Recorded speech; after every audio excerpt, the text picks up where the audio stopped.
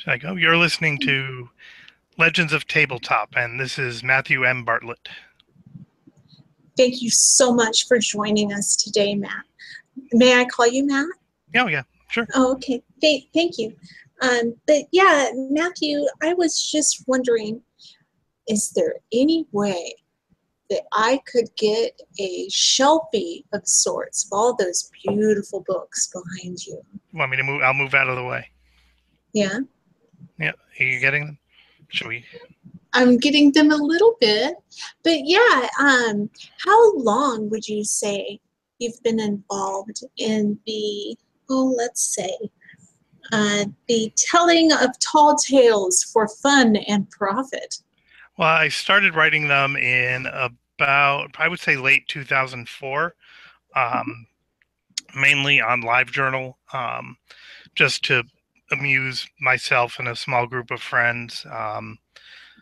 So I would just post these small things, periodically. The small fragments and segments that ended up being gateways to abomination were little blog posts, and sometimes they had comments from my friends in them, and sometimes not. But yeah, from about 2004 on to about 2009 was the writing of that book, slowly, because I didn't know it was going to be a book, at the time. So since then, and it's been a lot more regular since Gateways came out. Before there would be months where there would be no writing, weeks or months, so now it's not that way. Now it's every day. I'm glad to hear it.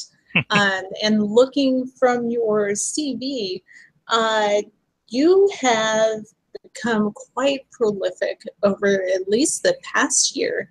I just see your list of upcoming works and where they're going to be found, and it's just, the list goes on and on. Yeah, it's been, I've been writing away, and thankfully these stories of finding homes, and yeah, I'm very pleased. There's a lot before the end of the year. I see that. I know in just the next month, you've got provisions for a journey in an anthology of strange and troubling dreams, edited by Scott Dwyer, Phantasm Chimera. Yes. Now, where can we find that once it reaches the marketplace? I know it will be on Amazon and bn.com. I think that might be one of the books that's debuting at Necronomicon in Providence next month. And then I guess thereafter, if everything goes according to plan. I know Scott is he's a first timer for anthology editing and publishing. So, but it looks like he's doing a great job. He's got a bunch of good people. He's got some good artwork. So yeah, as far as I know, it should all go according to plan and be available starting in mid to late August. Awesome. Now, also the two-wheel system, Walk on the Weird Side, and that's by Joe Pulver. Will that also be making its debut at Necronomicon? It's my understanding that that is a what do you call it? A charity anthology for Necronomicon. So all the proceeds will go towards the continuation of this great convention. So yes, that will appear there. That's an old story. That's probably the oldest story that's newly coming out soon. I think I wrote it maybe 2 years ago, maybe 3. So I'm excited for it to come out. It's one of my wife's favorites of mine, and so she's excited to see it appear as well. Awesome. Now, Matthew, let's see. Minus the motor skills, visual recognition, and recall training that most literate children have had to undergo at that developmental time in all of our lives, I had already touched upon that in about 2004, you say, a little bit over 10 years you have been writing. But what would you say was the inspiration that drove you to embrace the subject matter that you have? I think from a very young age, I was interested in, um, well, let's see, very early on, I read the Hardy Boys books, those little sort of mysteries, I guess. And then I became very much enamored with the Universal monsters, the Lon Chaney Jr., as the Wolfman, Frankenstein, Dracula. I hadn't seen the movies, but just looking at their images in books, in bookstores, um, really kind of blew me away, and I just, fell for it, and Mhm. fell right into it, and was just interested in horror and sort of dark stuff ever since then. I got my grandparents both gave me uh, books. Probably I was a little too young to read these books, but my grandfather, knowing that I liked horror, bought me the novelization of the Omen, which is, I think, a very disturbing book for a 12-year-old to read. Mhm. But yeah, I just loved it. And then my grandmother, my father's side, she had the book Christine, and she gave it to me when she was done reading it, the Stephen King book. And I mean, I was kind of helpless at that point. So, yeah. Oh man. But yeah, would you say that you've always admired horror as a genre? Yeah, I did. My favorite holiday was always Halloween. A lot of horror fans and writers will tell you that, and it's maybe a cliche at this point, but yeah, I just loved Halloween. And the story that I like to tell, I probably told it 100 times, but I was a Cub Scout, and one of our Cub Scout troop meetings fell on Halloween, and we were told we could dress up if we wanted to. Mhm. I was the only one who did. So we had our group picture taken, and it was, however many, 12 kids in Cub Scout uniforms, and then me with a full-on Dracula uh, cape and makeup, and my mom helped me draw in a widow's peak with eyebrow pencil. So yeah,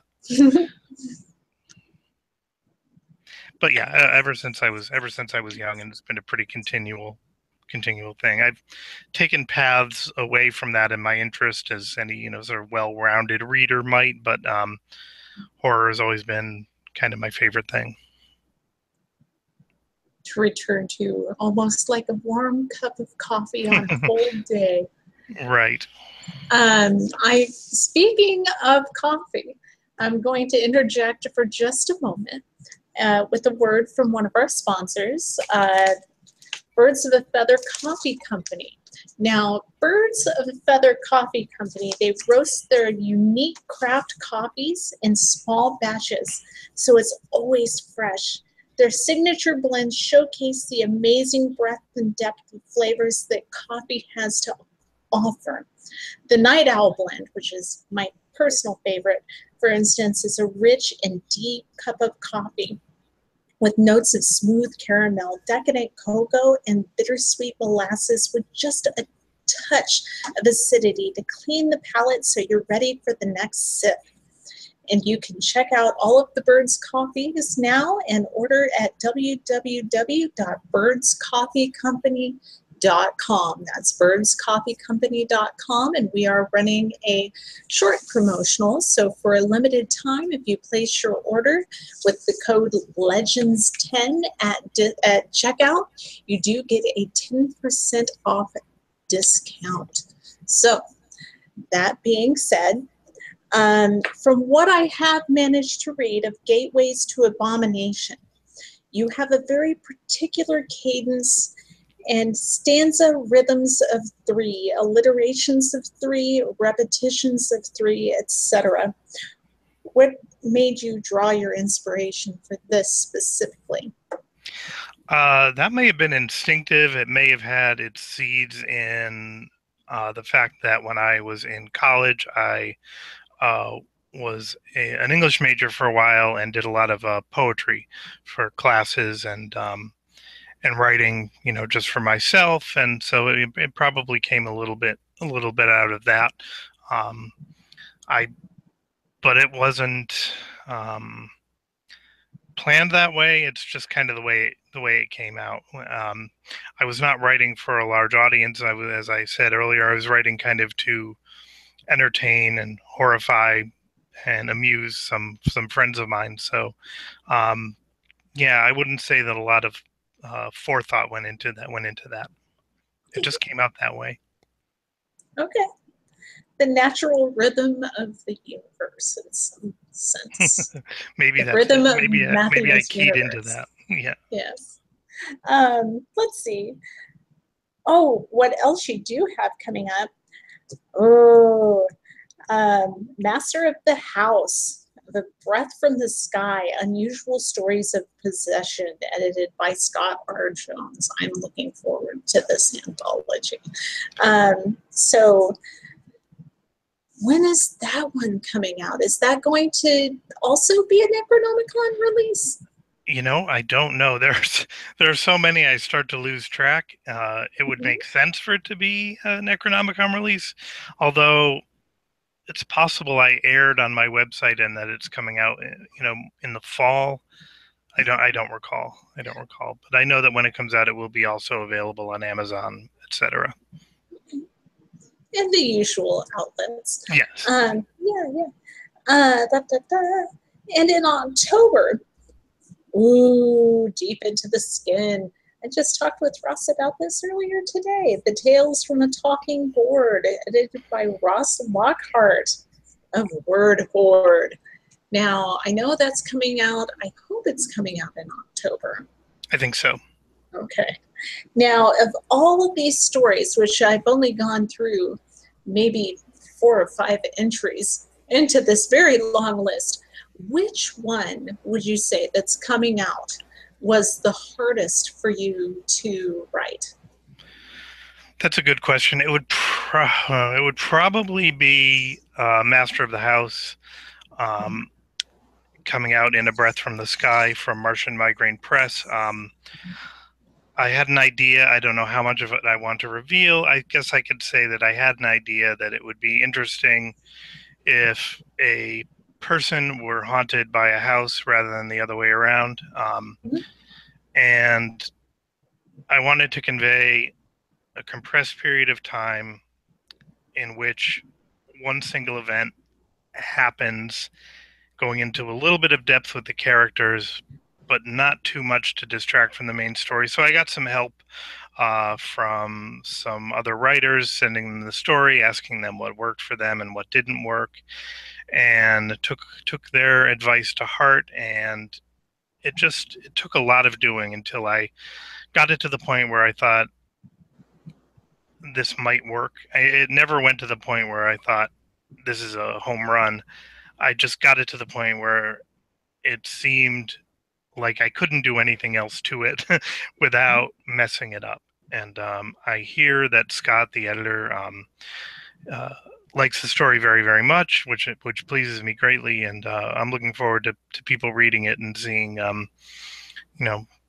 especially I'm looking forward to seeing the other stories in the anthology and the different takes that they have on that theme. I think it's a brilliant idea. So yeah, that was probably the toughest. Second toughest was Deep into the Skin.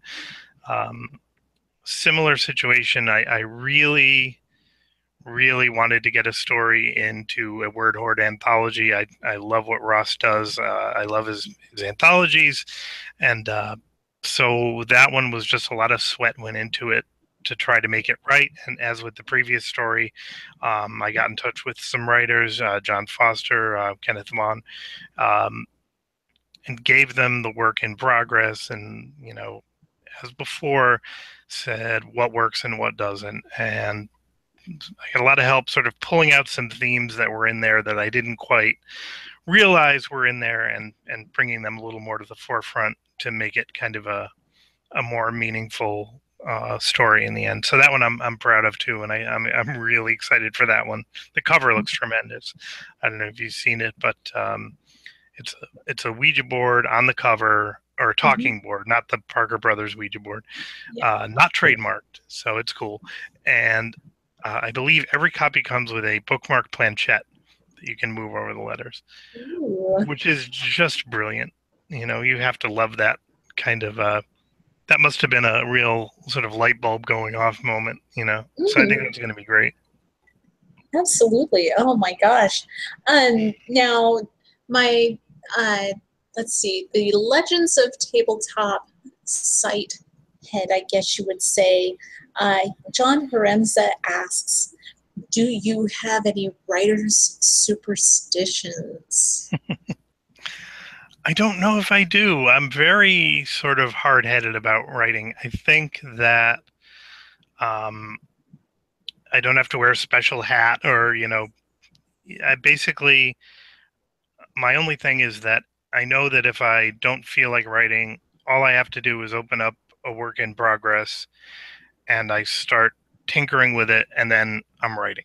So I don't think that really qualifies as a superstition. So I would say the boring answer is no, I really don't. Okay, so you don't have any particular process when it comes to writing, like the time of day or the location or a routine? It is all I tend to. For about a year, I had a job where I had to get up very early in the morning and commute uh, about an hour and 15 minutes to work. So that left me very little time to write, and that was catch as catch can. As of last September, I have a job that doesn't start until later in the morning. Uh, and my wife gets up very, very early. So I get up with her, have a cup of coffee, play with the cats, see her off to work. And then I come in and I have a good anywhere between an hour and 2 hours, just me and the computer. So sometimes there'll be music, sometimes it'll be quiet. I'll have had my coffee and I just sit down in my office at the desk I'm sitting at right now and just work on whatever I have going until I can't do it anymore, or until it's time to get in the shower. Okay, now,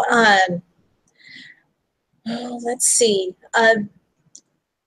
Of Doomful Portent, what made me contact you about this was, oh, I saw John Paget had made a post about this on Facebook. Okay, and then I immediately had to message you and reach out and ask for this interview because I saw that the format for the graphic was, well, it emulated that of the calendar quite a bit, and it took an awful lot of second glances to realize that, oh, those snowflakes aren't snowflakes. There's a lot hidden in the graphics on the cover there. There is. Yeah, yeah. Um, but yeah, what is it that we get to look forward to? Um, I have a project going with game designer and artist, and God help me, I'll never pronounce his name right. I hope to meet him in person at Necronomicon and get it straightened out, but it's Yves Torini, Yvestour, uh, IGNY. IGNY. Okay. Uh, and I think he's a brilliant artist. I worked with him previously on the book Dead Air, which he did some illustrations for, and he contacted me out of the blue with this idea to do an advent calendar, formatted in such a way that one has to open a perforated page in order to read each successive story.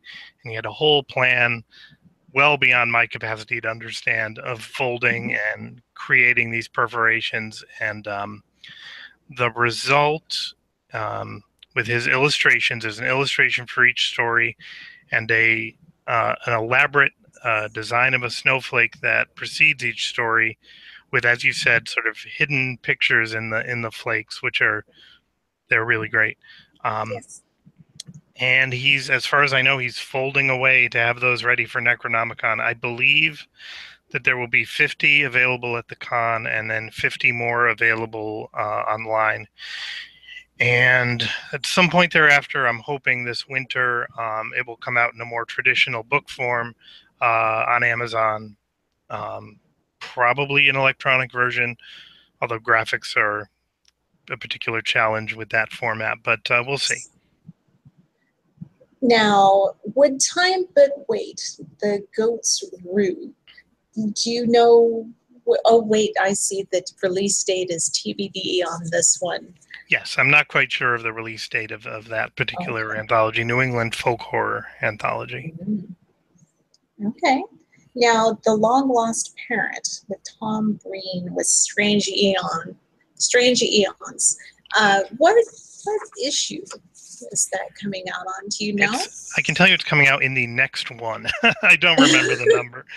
Okay. An issue just came out maybe a couple of weeks ago, and I know there was some delay with that issue coming out, so I'm not quite sure, but I don't know the timing of it. But that was a great exercise. My friend Tom Breen, also a writer, I think a great writer. He and I were at a convention in Connecticut, and it was kind of quiet. We were sharing a table selling books, and he brought his laptop and said, let's collaborate on a story. So he started, handed the laptop over to me, and I continued it back and forth. And the story that will end up in Strange Eons had very little editing. It's almost exactly the way it was typed and in at the convention. And I love this story. I'm very excited for people to see it. I think it's I look at it now, I don't remember writing it, so I can kind of appreciate it as just as a story. And yeah, I like it. Okay. Now, heading back over to just writing in general inquiries, when you are writing, what would you say was the most intimidating personal obstacle that you had to overcome before you began to see your efforts appear in the wild? I think, well, when I put Gateways to Abomination together, I did it obviously using these stories from the Livejournal from 2004 to whenever I stopped, I think 2009 or so. Once that came out and people started to notice it, I began to realize that if I wanted to have any kind of a career in writing horror, I needed to work on longer stories, because there's nothing in Gateways, I think, that's over 2,000 words. And I knew that a lot of short fiction being written had a much higher word count than that. And I wasn't sure whether I could do that kind of storytelling. So I kind of just did my best, and that was a challenge, I think, to be able to produce a full length 5,000 to 7,000 word story, and it turns out that I didn't have a lot to worry about. I was sort of better at it, I guess, than I thought I would be, but it was one of those things that I never tried because I didn't think I could do it, and then suddenly I was doing it, and now it's kind of more the norm, and I'm working on longer pieces. Oh, there we go. There? Yes, I apologize. That's okay. Did we hear that last part? Did it come out? Yes, it did. Okay, yes, it good, did. Good. Now, did you have to change anything else specifically, other than the determination to have a longer word count? I had to start writing every day, or as often as I could, with the goal of writing every day. You see when you're on Facebook from writers a lot of writing advice, which ranges from the absurd to the very, very practical. And that one I thought just made sense. You improve at something when you do it all the time, when you challenge yourself. So I think making the transition from when I was writing Gateways to writing whenever I felt like it, and banging out like 3 paragraphs and saying, well, that's done, just putting in the work every day, getting down in front of that screen. And yeah, I mean, the ideas haven't stopped. So that's a good thing. Knock on wood, they continue. But so far I've been, I worked up to writing every day, and now I'm doing that. That's great. Now, do you ever find yourself slipping back to how you were before you made the decision to be more disciplined about your daily output? No, not really. I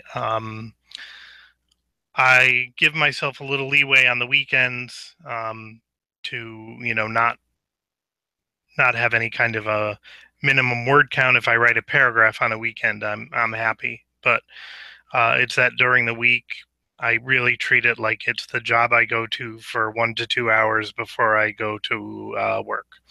So treating it that way has worked out. And Okay. yeah, slipping would be like not going to work at a job that you really like, so it doesn't really happen. Okay. Um, Now, what would be the least fun part of this job that you do for yourself every day? I think the hardest part is editing, um, having the discipline to go back through and see something that's repetitive or something that doesn't work, and having the eyes to look at it to try to look at it from an objective point of view. What would an editor see here?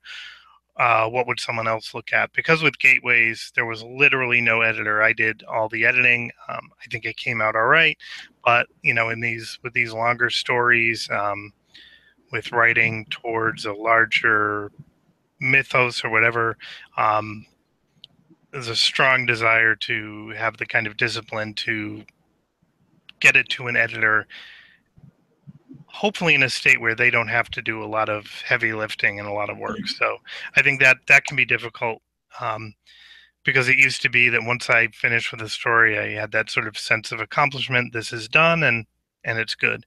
But now there's tinkering, and that can be tiring. Oh, yes, it can. To look at the same thing and just rephrase it just a little tiny bit. Yeah, Um, sometimes a sentence I was perfectly happy with at the time, I'll I'll write 20 different versions of it before I think it's what it should be. And it's one of those things where I like having done it better than I like doing it. Now, writing isn't that way, but editing is definitely that way for me. Now, I'm going to interject one more time. Sure. With Birds of a Feather Coffee Company, our proud sponsor, which we are very thankful for. I'm just going to remind you all that they do roast their unique craft coffees in small batches, so they are always fresh. The signature blends showcase the amazing breadth and depth of flavor that coffee does have to offer, and I enjoy it every day. This stuff is fantastic. The Morning Lark blend, which is I haven't tried it, so I can't really say. I know that I'm absolutely in love with the Night Owl blend, but it is a bright, complex coffee with a lot of layers, from the structured roasted malt base to the honeyed sweetness that finishes with a hint of citrus and spice. It'll wake up your taste buds morning, noon, or night. Check out all of the Birds flavors and order them at birdscoffeecompany.com and use the code LEGENDS10 for a 10% discount on your coffee order. Good evening, good morning, good night. Anytime is a great time for coffee. Now, Matthew, I'm going to go ahead and lead into what we call our final questions, if that's okay. Sure. Do you prefer video games or tabletop games? I hate to disappoint with this answer, but I'm not a big game person, really. I guess ultimately I prefer video games. I did at one point I bought a PlayStation only for the purpose of playing Silent Hill 2, which I played until I got through it with a lot of help from the internet, and I don't think I ever touched the console or the game again. My parents got me a Nintendo Wii for a while, and I enjoyed shooting at the balloons and whatever and what have you.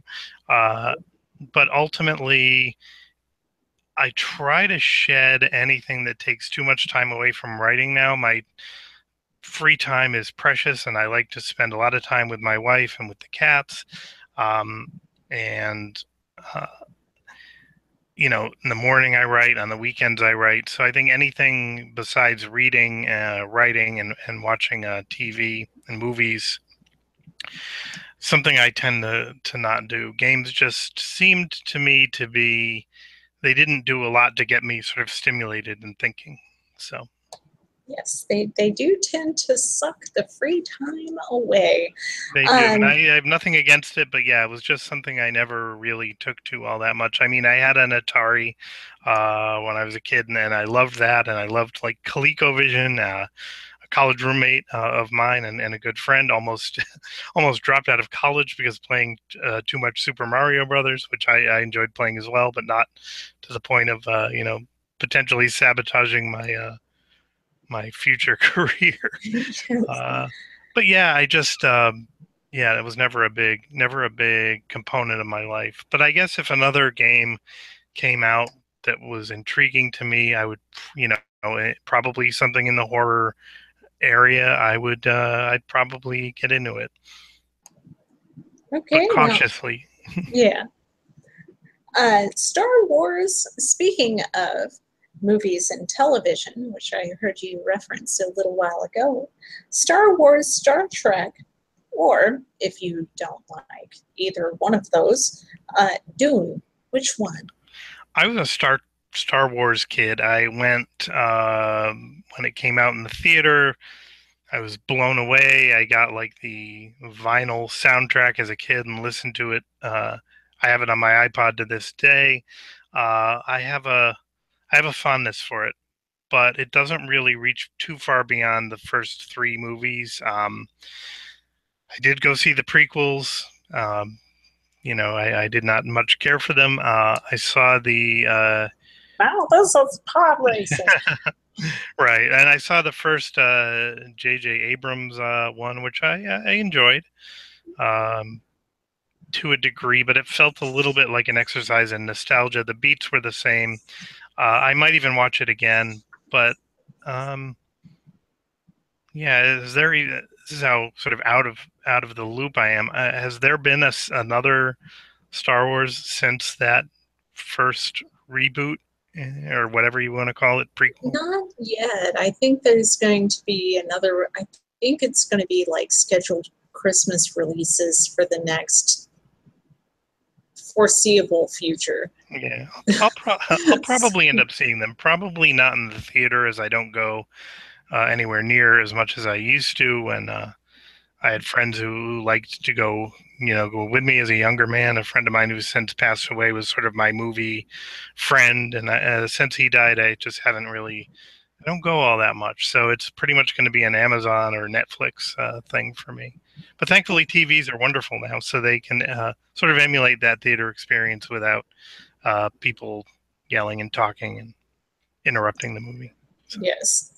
If you could have one superpower, what would it be and Hmm. Let's see. I'm unprepared for this question. Is eternal life a superpower? why? I suppose so. Okay, I guess I would do that. I'm sure it would present its own challenges and everything, but I have a kind of an aversion to the idea of death. So I guess Eventually, I think it would pose a slight problem. it would, but there are always new people to meet, and I wouldn't miss any books ever. And yeah, I don't know. All the time in the world, you never know. That's right. I could break my glasses like in the Twilight Zone episode, or maybe I'll just go with flying. It's mundane, but it's got to be pretty good. True. Marvel or DC? Were you much of a comics person?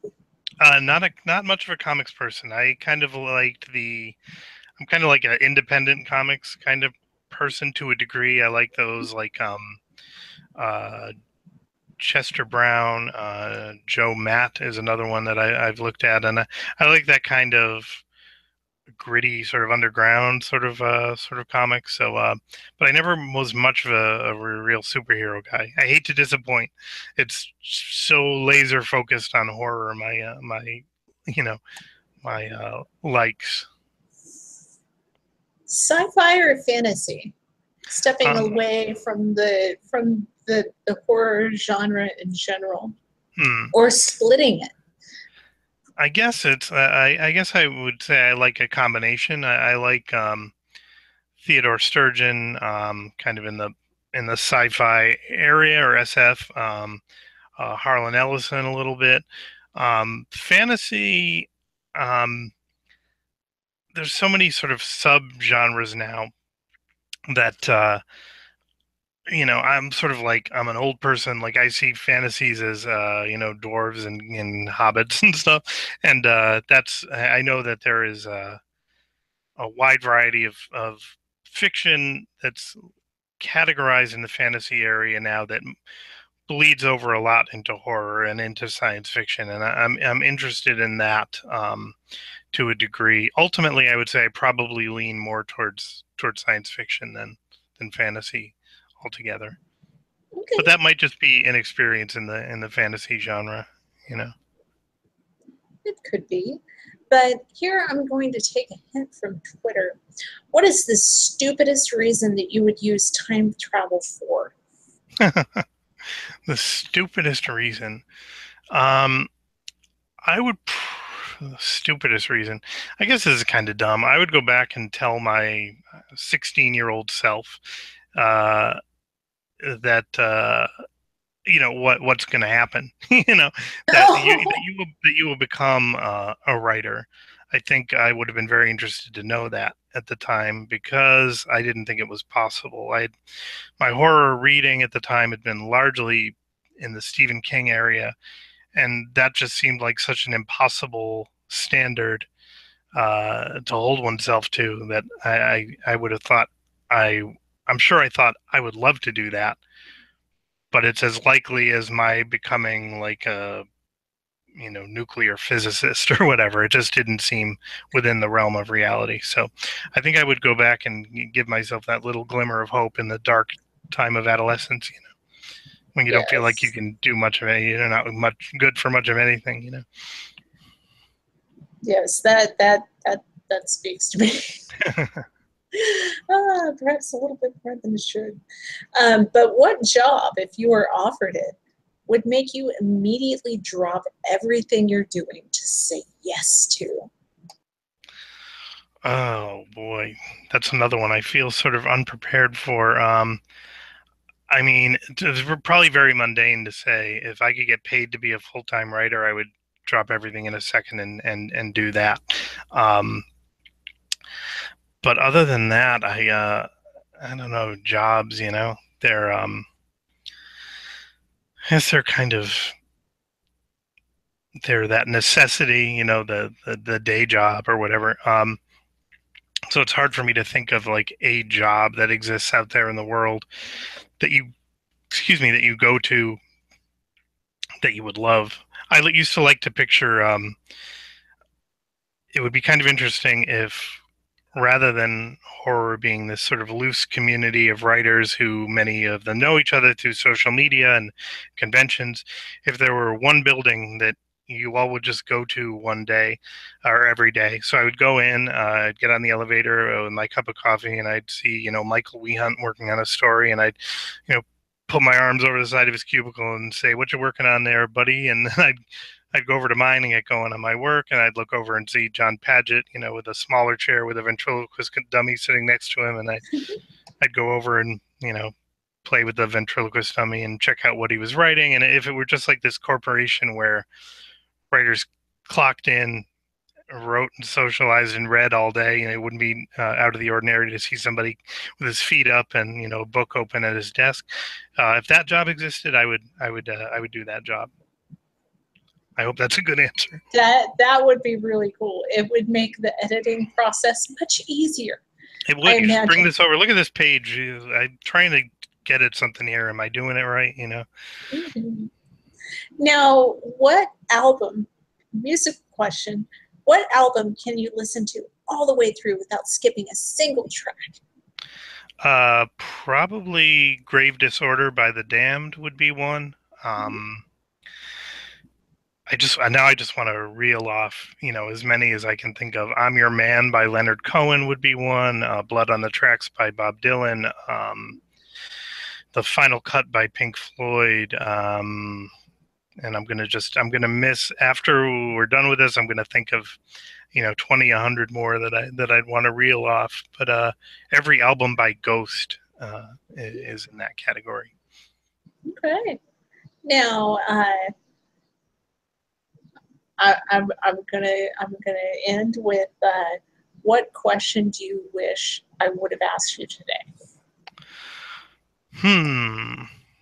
I guess I wish you would have asked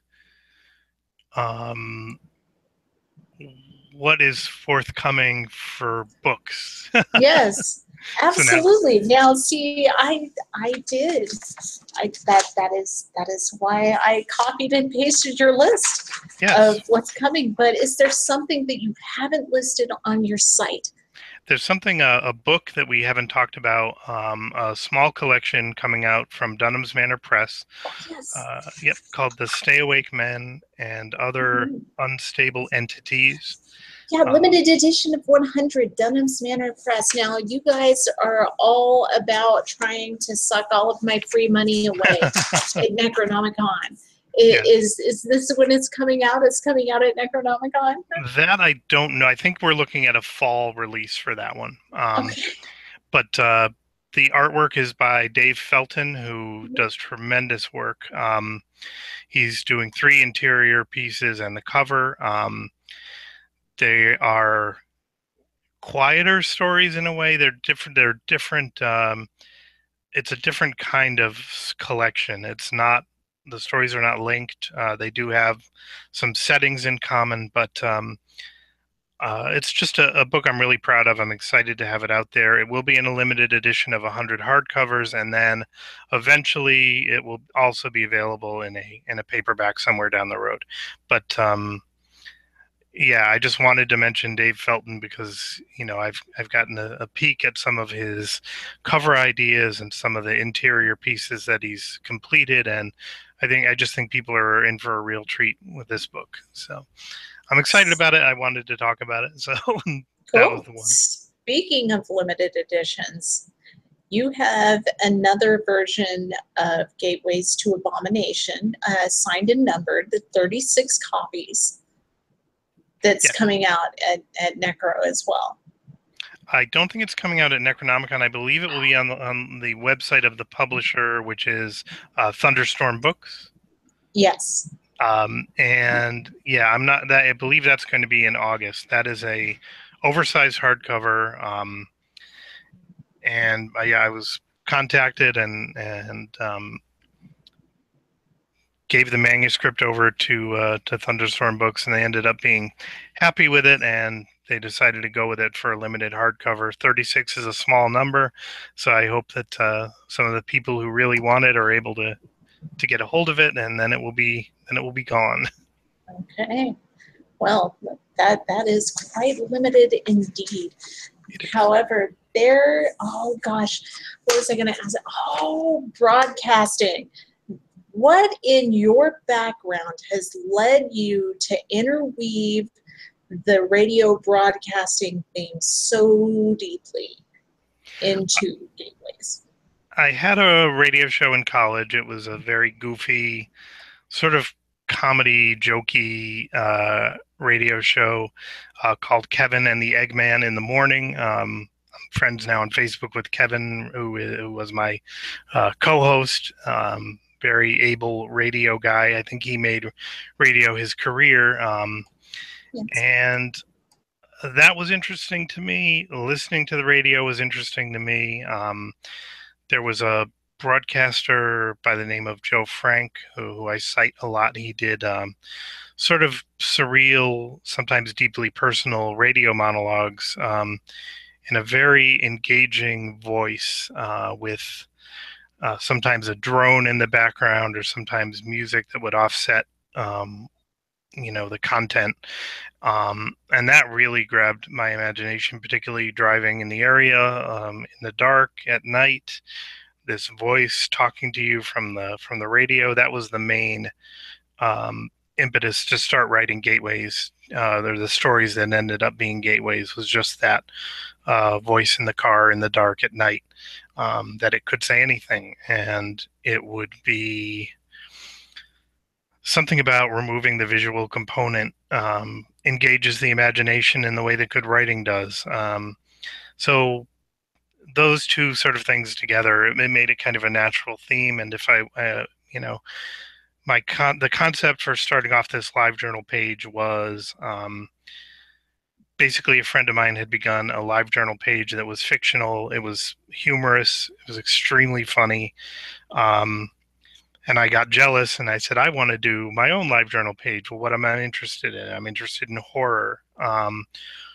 What's a good idea for horror? And radio came to mind, and I just kind of jumped on from there. And I still have, the first two pieces I wrote, which set up the whole thing. And of course, at the time it very well could have been something that I wrote and then never did anything with again. And for whatever reason, it seemed worth sticking with, probably because of the reaction of the 5 or 6 people who were reading it.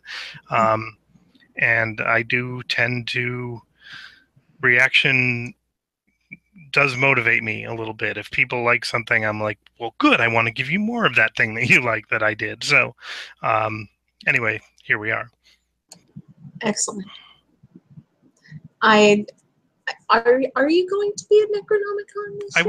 I will. I'll be there for 4 days. I love Necronomicon. I went in 2013, prior to any of this, prior to Gateways coming out, and I really liked it. When I went back in 2015, by that time, of course, I'd had a couple of books out, and it was this oasis of horror and weird fiction where you would walk around a corner and you'd see Ross Larkhart there, and you'd turn another corner and you'd see Joe Pulver, turn another corner, Michael Sisko was there, and just all these people that I know only through their writing or through social media, or it's like they've taken over the city, and it's a beautiful city. So yeah, Necronomicon is like a must go for me as long as they do it, and I hope they do it into eternity, or however long they can stand the tremendous effort that's behind putting all that together. Absolutely. I was so glad when they started it up again. I went once in '99. Oh wow. Long ago. Yep.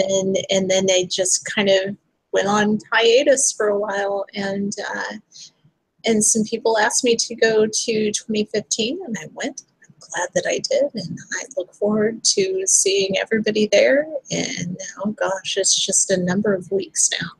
It is. I'm very excited. I'm going to ReaderCon on Saturday just for the day. I'm going to NeCon a week from Saturday, but it's all just sort of leading up to, in my mind, to the biggie, to 4 days of just having a great time with writers and readers, and having good meals and good drinks. And it really is something I'm very much looking forward to as a highlight of every year that they hold it.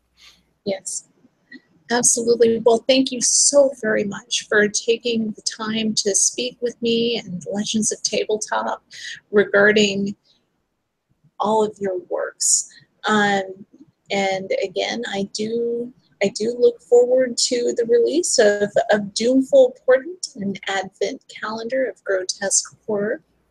That looks like it's going to be great fun. And also, I greatly have appreciated your Gateways to Abomination, what I have managed to read of it in the last day or so.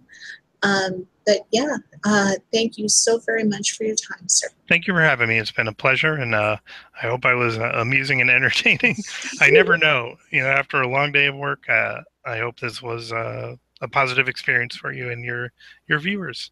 Absolutely. Now I want to try some of that coffee. Absolutely. birdscoffeecompany.com. Code LEGENDS10 for a 10% discount.